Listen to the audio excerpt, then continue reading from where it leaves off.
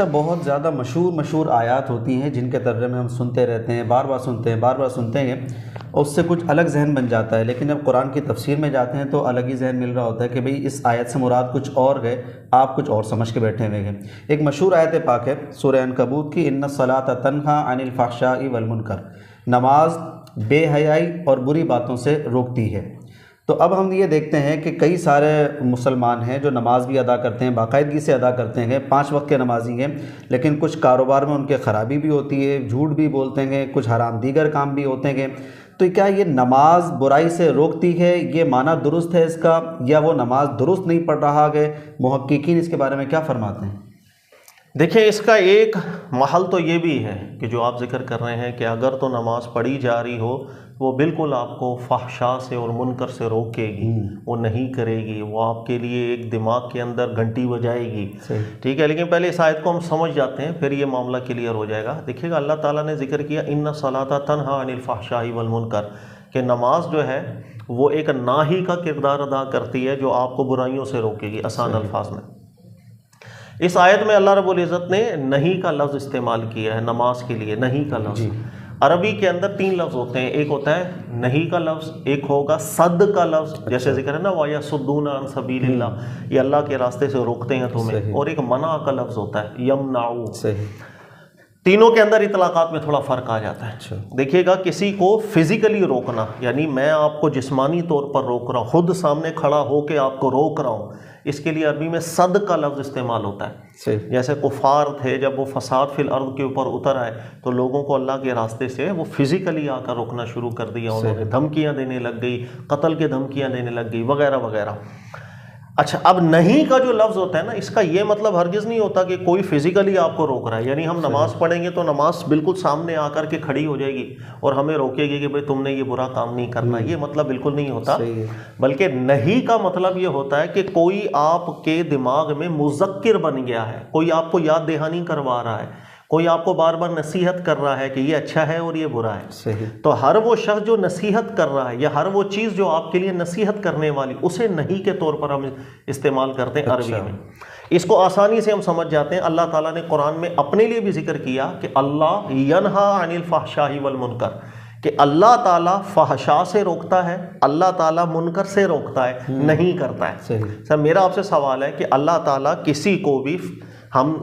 فحش کرنے جائیں تو اللہ تعالیٰ کیا خود آگے روک دیتے ہیں ہمیں؟ نہیں، ایسا تو نہیں کا تو یہ مطلب ہی نہیں ہے۔ اچھا، نہیں کا یہی مطلب ہے کہ اللہ کی طرف سے ہمیں یاد دہانی کروائی جاتی ہے وحی کے ذریعے، کیا چیز ٹھیک ہے اور کیا چیز غلط ہے۔ اس یاد دہانی کے بعد ہمارا ہی اختیار ہے کہ ہم کس کو چنتے ہیں اور کس کو نہیں چنتے۔ یہی صیغہ اس آیت میں بھی استعمال ہو رہا ہے، ان الصلاۃ تنہیٰ عن الفحشاء والمنکر، یعنی جو نماز ہے وہ ایک نہیں کا کردار ادا کرتی ہے، جو آپ کو ہم جب جاتے ہیں نماز پڑھنے کے لیے، امام صاحب قرات کر رہے ہیں، قرآن پڑھ رہے ہیں، قرآن ہمارے کانوں میں جا رہا ہے، اور اللہ تعالیٰ نے قرآن میں ذکر کیا ہے وَإِذَا قُرِئَ الْقُرْآنُ فَاسْتَمِعُوا لَهُ وَأَنصِتُوا، کہ جب قرآن سن رہے ہوں تو بغور سنیں۔ اب جب بغور ہم سن رہے ہیں تو قرآن نماز کی صورت کے اندر ہمیں 5 وقت کے اندر یہ گھنٹی بجا رہی ہے بار بار کہ کیا چیز جس کو اللہ نے فحش قرار دیا ہے، کیا چیز اللہ کی رضا کا سبب ہے، ناراضگی کا سبب ہے۔ تو یہ جو صفت ہے نماز کی کہ وہ 5 وقت آپ کو اللہ کی طرف مذکر بن رہی ہے، یہ ہے اس آیت کا مطلب۔ یہ مطلب نہیں ہے کہ نماز فزیکلی آ کے آپ کو روک رہی ہے آپ اگر نماز پڑھ رہے ہیں تو۔ اچھا، کئی مفسرین نے جو اس سے یہی مراد لیا ہے، عموماً یہی بیان کرتے ہیں کہ جناب جو نماز پڑھتا ہے اس کے اثرات تو یہی ظاہر ہوتے ہیں کہ انسان برائیوں سے بچ جاتا ہے، گناہوں سے بچ جاتا ہے، فحش سے بچ جاتا ہے، وہ اثرات تو یہ بیان کرتے ہیں۔ تفسیروں میں یہی بات آ رہی ہے۔ یہ بات ٹھیک ہے، یہ بات بالکل اپنی جگہ ٹھیک ہے، لیکن جیسے آپ کہہ رہے ہیں، میں جو کہہ رہا ہوں وہ تو آیت کہہ رہی ہے نا، لیکن نماز کے یہ ثمرات ہیں کہ بھائی ایک چیز جو بار بار آپ کے لیے مذکر بن رہی ہو تو آپ پر اس کا اثر نہیں آئے گا کیا؟ دیکھیے گا، ایک شخص ہے، آپ اس کو بار بار بتا رہے ہیں یہ ٹھیک ہے اور یہ غلط ہے، بھائی اس پلیٹ کے اندر ٹھیک خوراک ہے اور اس پلیٹ کے اندر زہر ہے۔ جب آپ کسی کو بتا رہے ہیں، کھانے لگا دوبارہ بتا دیا تو وہ کیا کرے گا؟ وہ احتیاط کرے گا، واضح سی بات ہے۔ تو نماز جس وقت وہ مذکر بنتی ہے، ہمیں بار بار ایک گھنٹی بجا رہی ہے ہمارے دل و دماغ کے اندر، تو ہمیں اس کا اثر آنا چاہیے، ورنہ تو ہم مردے ہو گئے بالکل کہ ہمیں اثر ہی کچھ نہیں ہو رہا۔ دوسری بات، قرآن پاک میں اطلاق کامل مراد ہوتا ہے۔ قرآن پاک کوئی بھی حکم دے گا جب تک خود اس کے نقص پہ دلیل نہ دے، اطلاق سے کامل مراد ہوتا ہے۔ اللہ فرما رہے ہیں کہ نماز وہ ہے تنہا عن الفحشاء والمنکر، تو نماز بھی اطلاق کامل کی صورت میں ہوگی یا ناقص کی صورت میں ہوگی؟ تو نماز کو جب آپ اطلاق کامل کی صورت میں آپ دیکھیں گے تو اس کے اندر وہ تمام چیزیں موجود ہیں جو ایک انسان کے لیے ایک اچھے وائس کے طور پر ہونی بھی چاہیے۔ مثال کے طور پر اذان ہو رہی ہے اور آپ پابندی سے پاکی کا اہتمام کر کے مسجد کی طرف جا رہے ہیں، مسجد میں جس وقت آپ جاتے ہیں نماز کے لیے کھڑے ہو رہے ہیں تو وی آئی پی کوئی بھی پروٹوکول آپ کو نہیں ملتا، آپ کے بالکل برابر میں غریب بھی کھڑا ہو جاتا ہے، آپ کے اس طرف امیر بھی کھڑا ہو جاتا ہے، ادھر عالم بھی کھڑا ہو سکتا ہے اور ادھر غریب بھی کھڑا ہو سکتا ہے، سب کے ساتھ آپ مل کے کھڑے بھی ہیں، آپ کو کوئی آر محسوس نہیں ہو رہی۔ اچھا، ایک بالکل اجتماعی حیثیت کے اندر نماز ادا کر رہے ہیں جو اتحاد اور اجتماع، اس کا بھی تصور آپ کے دل میں ایک راسخ کر رہا ہے۔ پھر جس وقت آپ قرآن سن رہے ہیں اور بغور سن رہے ہیں، کیونکہ اطلاق سے کامل مراد ہے، اور اس کے اندر خشوع بھی لے کر آ رہے ہیں، خشوع بھی لے کر آ رہے ہیں، یہ سب چیزیں آپ کے اوپر اثرات تو مرتب کریں گی۔ اب اس اطلاق کو ہم خود ناقص کر دیں، یعنی نہ میں نماز میں کسی آداب کا خیال رکھوں، نہ قرآن غور سے سنوں، بلکہ ہمارے یہاں عموماً آپ دیکھیں رٹی رٹائی نماز ہم پڑھتے ہیں۔ رٹی رٹائی نماز کیا مطلب؟ قل هو اللہ احد اللہ الصمد، کوئی اس کے علاوہ نارملی صورتیں بھی نہیں پڑھ رہے ہوتے ہیں، تو اب قرآن ہمارے لیے مذکر بن ہی نہیں رہا۔ سب سے بڑی دوسری پرابلم یہ ہے کہ ہمارے یہاں پر عربی چونکہ ہم نے سیکھی ہی نہیں، اس کو اہمیت ہی نہیں دیتے۔ قرآن اللہ کا کلام عربی میں ہے، ہم اس کو اہمیت نہیں دیتے۔ یہی وجہ ہے کہ اگر امام صاحب کے رد کرتے بھی ہیں کسی صورتوں سے، ہمیں سمجھ ہی نہیں آ رہا ہوتا پڑھ کے آ رہے ہیں۔ یہ بہت سی چیزیں ہیں جس بنیاد پر ہم نے اس اطلاق کو ناقص کیا ہوا ہے، اس کے اثرات ویسے ہم پر مرتب نہیں ہو رہے، تو اطلاق کے کامل میں رہیں گے بالکل اس کے اثرات آئیں گے، انفرادی حیثیت میں بھی آئیں گے، اجتماعی حیثیت میں بھی آئیں گے۔ یہاں تک تو ٹھیک ہے، لیکن کئی لوگ جو ہے نا اسی آیت کو سن کر اور پڑھ کر جو ہے نا وہ خوش ہو جاتے ہیں۔ خوش اس طریقے سے ہوتے ہیں کہ بھئی نماز ہم پڑھ رہے ہیں تو جتنے بھی ہم دن میں کام کر رہے ہیں یہ غلط نہیں ہو سکتے، اس لیے کہ نماز برائیوں سے روکتی ہے۔ اب اگر یہ میرا کام غلط ہے، بالفرض اس کو تھوڑا سا جھوٹ بول دیا، تھوڑا سا گھمانے کے لیے اس کو بات بول دی کاروبار میں، اس کو جناب وہ دھوکہ دینے کے لیے کوئی بات کر دی، تو یہ بری بات نہیں ہے، اس لیے کہ اگر یہ بری بات ہوتی تو نماز تو پڑھ کر آ رہا ہوں۔ اچھا، کئی لوگ ایسے ہوتے ہیں جنہوں نے یہ سن رکھا ہے کہ جناب ایک نماز سے دوسری نماز کے درمیان گناہ معاف ہو جاتے ہیں، لہٰذا ہم نماز پڑھنے جا رہے ہیں، نماز پڑھ کر آئیں، گناہ معاف ہوگا، یا چھوٹے موٹے تو بولنے پڑتے ہیں کاروبار میں جھوٹ۔ تو اس آیت سے جو دھوکہ کھا کے بیٹھے ہوئے ہمارے مسلمان، ان کے لیے کیا کہیں گے آپ؟ دیکھیں، اس لیے کہ ہم اس آیت کو شاید ٹھیک طرح سمجھ نہیں پا رہے، ہم یہی سمجھ رہے ہیں کہ ہم نماز پڑھ رہے ہیں تو ہم لوگ فحشاء اور منکر سے شاید بالکل بچ گئے، ایسا نہیں ہے۔ دیکھیں گا، اس آیت کو میں الگ انداز میں سمجھاتا ہوں، کوشش کرتا ہوں ایک الگ رخ ہو جائے اس کا۔ اللہ نے فرمایا نماز روکتی ہے، نہیں کرے گی فحش سے اور منکر سے، یعنی آپ کو برائیوں سے دور رکھے گی۔ عربی کے اندر کبھی کبھی ہوتا ہے کہ کوئی ایک کام ہے، اس کا ایک سبب ہے اور یہ سبب بہت اپنے اندر شدت رکھتا ہے، یا بہت غالب سبب ہے کسی چیز کے مسبب ہونے کا، بہت غالب سبب ہے،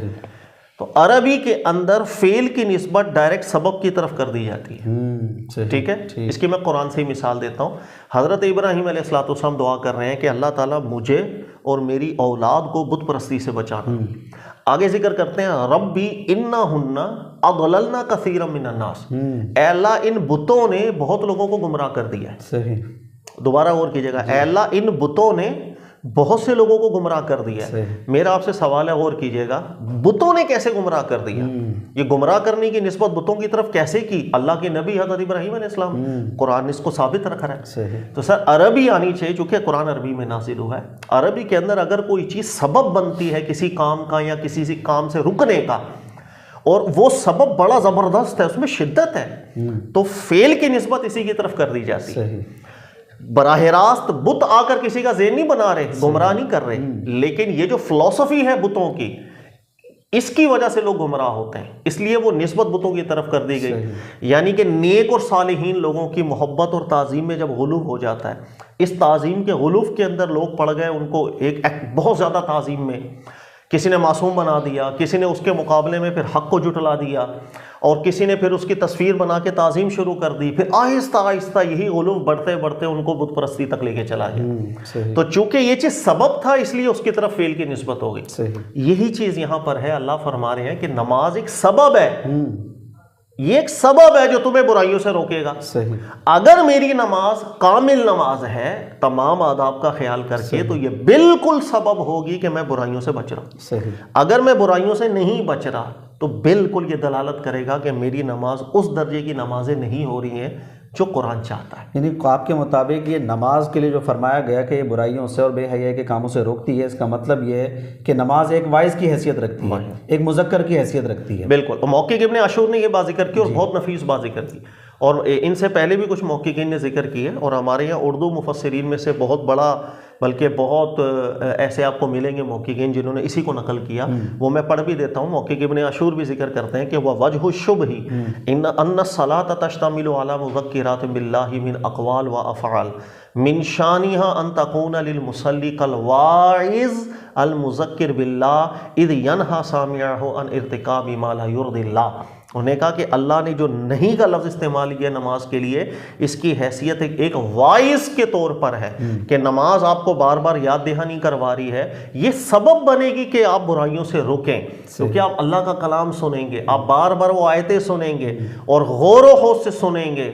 اور ایک دل کو عاجز کر کے سنیں گے، تو اس کا اللہ کے کلام کا اثر آپ کے دل پہ اترے گا، یہ سبب بنے گا کہ آپ وہ کام کریں گے جس سے اللہ راضی ہو، وہ کام نہیں کریں گے جس سے اللہ راضی نہ ہو۔ تو یہ بہت پیاری تحقیق ذکر کی تھی ابن عاشور صاحب نے بھی۔ اچھا سر، مسئلہ یہ ہے جس کی طرف آپ نے شارٹلی اشارہ بھی کیا ہے کہ نارملی ہمارے یہاں عربی آتی نہیں ہے کسی کو، تو عرصہ دراز سے نمازی نماز پڑھ رہے ہیں، اور کسی کو کیا کہ اکثر کوئی نہیں آتی ہے، شاید جو امام صاحب ہیں وہ بھی آج کل ایسے ہی ہیں جو عالم نہیں ہوتے تو ان کو بھی نہیں آتی، لہذا وہ صورتیں پڑھتے جاتے ہیں، سورہ فاتحہ پڑھتے جاتے ہیں، لیکن اس کا معنی پیچھے والوں کو سمجھ میں نہیں آتا۔ تو کیا یہ ذمہ داری ہے کہ تھوڑی بہت عربی آنی چاہیے، کم از کم یہ پتہ چلے سورہ فاتحہ آ گئے یا چھوٹی جو صورتیں پڑھی جاتی ہیں ان کی ترجمے آتے ہوں؟ سر یہ لازمی اور واجبی ذمہ داری۔ اچھا، بدقسمتی سے ہمارے یہاں عربی زبان کو ہم نے وہ اہمیت نہیں دی ہے، یہی وجہ ہے کہ دنیا میں سب سے زیادہ مسئلے آپ کو اس خطے میں زیادہ نظر آئیں گے جہاں پر لوگوں کو عربی میں مہارت نہیں ہے۔ کوئی بھی شخص کھڑا ہوتا ہے اور قرآن کی کسی ایک کو ادھر ادھر سغرے کو اپنے ملا کے کچھ بھی نتیجہ بیان کر دیں،